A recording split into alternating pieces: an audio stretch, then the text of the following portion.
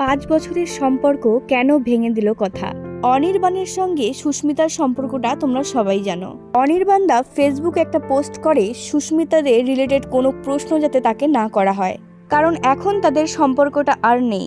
কারণে অনির্বাণদা জানিয়েছে তৃতীয় ব্যক্তির জন্য তাদের এই সম্পর্কটা আর নেই। কিন্তু এই ব্যাপারে সুস্মিতা দে অর্থাৎ কথা কোনো রকম মুখ খোলেনি।